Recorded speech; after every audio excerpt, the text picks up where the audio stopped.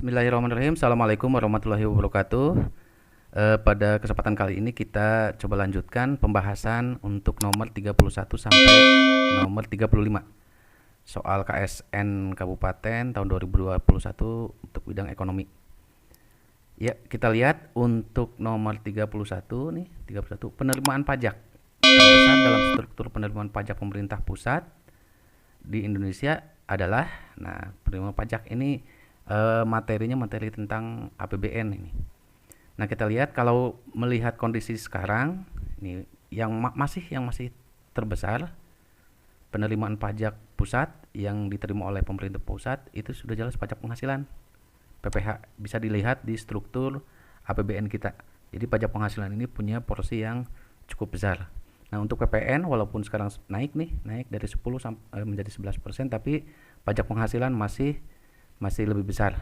Jadi PPH nih, pajak penghasilan, pajak bumi dan bangunan pun masih kalah lebih besar pajak penghasilan.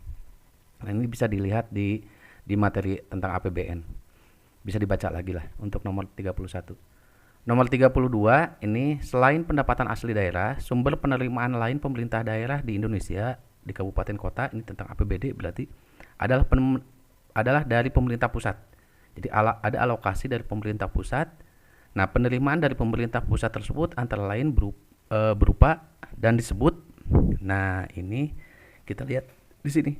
Ini kalau dilihat di struktur penerimaan di APBD, itu sumber penerimaannya adalah PAD dari pendapatan asli daerahnya dengan mengoptimalkan sumber daya yang ada di daerah masing-masing. Cuman ada alokasi dari pemerintah pusat. Nah, ada alokasi dari pemerintah pusat ini namanya dana alokasi umum, seluruh daerah punya. Dia pemerintah pusat menganggarkan untuk dana alokasi untuk setiap kabupaten kota. Di sana ada penerimaan dana alokasi umum. Ada juga dana alokasi khusus untuk daerah-daerah tertentu seperti itu. Tapi kalau untuk seluruh sumber penerimaan pemerintah daerah di Indonesia kabupaten kota, nah dari pemerintah pusat yang secara keseluruhan adalah dana alokasi umum. Jadi yang nomor 32 itu dana alokasi umum seperti itu. Sekarang nomor 33, ditinjau berdasarkan status badan hukumnya, badan usaha milik negara yang ada beroperasi di Indonesia sekarang ini berbentuk. Nah, yang ada sekarang ini di materi badan usaha nih. Yang ada sekarang ini cenderung badan hukumnya ini hanya ada dua. Hanya ada dua.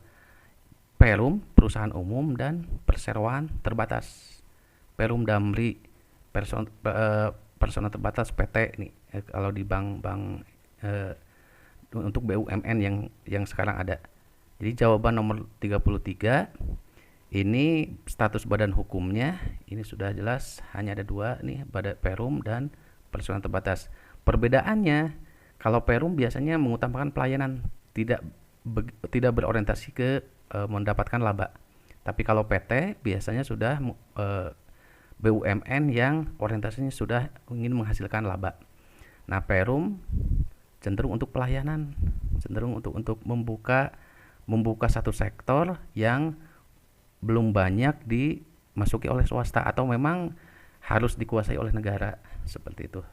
Namun biasanya katakanlah contohnya Perum Damri, kalau memang di satu trayek itu belum ada, masyarakat membutuhkan, swasta belum berani karena tidak mau rugi, nah Perum Damri masuk. Walaupun dia rugi trayeknya tetap ada.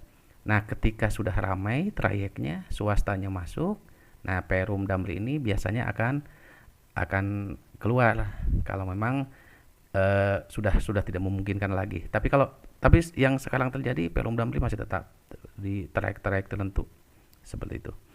Jadi hanya untuk memancing kegiatan perekonomian. Kalau contohnya untuk Perum Damri di sana. Jadi yang ada sekarang itu Perum dan perseroan terbatas yang berorientasi non profit dan yang berorientasi profit laba. Jadi nomor 33 sudah jelas nih jawabannya yang A. Nomor 34, landasan konstitusional Badan Usaha Milik Negara BUMN. Ini sudah jelas, langsung kita mengarahnya ke tentang perekonomian, itu pasal 33. Nah, untuk mengingat kembali ini Undang-Undang 1945 pasal 33 ini ayat 1, 2, 3, 4 dan 5 Kalau tentang BUMN itu kaitannya dengan pasal 3, bumi dan air dan kekayaan alam yang terkandung di dalamnya dikuasai oleh negara. Nah, dipergunakan untuk sebesar-besarnya kemakmuran rakyat. Nah, ini BUMN. BUMN biasanya mengambil pada sektor-sektor yang strategis. Jadi nanti keuntungannya di diambil keuntungannya untuk negara juga di APBN, nanti bagian laba dari BUMN ya, untuk kepentingan masyarakat juga. Jadi sudah jelas nih nomor 34, tidak perlu dibahas lebih lanjut. Jawabannya yang yang nih jawabannya nomor 34. Ya, selanjutnya di antara kelima lembaga yang tercantum di bawah ini yang bukan termasuk badan usaha milik negara. Yang bukan termasuk badan usaha milik negara. Nah, kita lihat di sini jawabannya Pertamina, Bulog, Inhutani, Perhutani, Sanghyang Seri. Nah, sepemahaman saya ini semuanya badan usaha milik negara ini. Pertamina semuanya Bulog, Inhutani, Perhutani. Tapi kalau dilihat dari kunci jawabannya ternyata Bulog yang dianggap bukan termasuk badan usaha milik negara. Ini untuk nomor 35 saya hanya bisa melihat dari kunci jawabannya saja, tapi yang jelas sepemahaman saya ini badan usaha milik negara semua ini. Tapi lihat dari kunci jawabannya yang B untuk nomor 35 ini.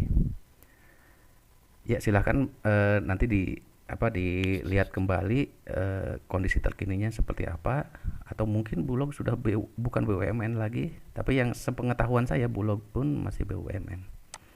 Ya, demikian pembahasan soal kita kali ini, nanti kita akan lanjutkan kembali. Terima kasih atas perhatiannya. Assalamualaikum warahmatullahi wabarakatuh.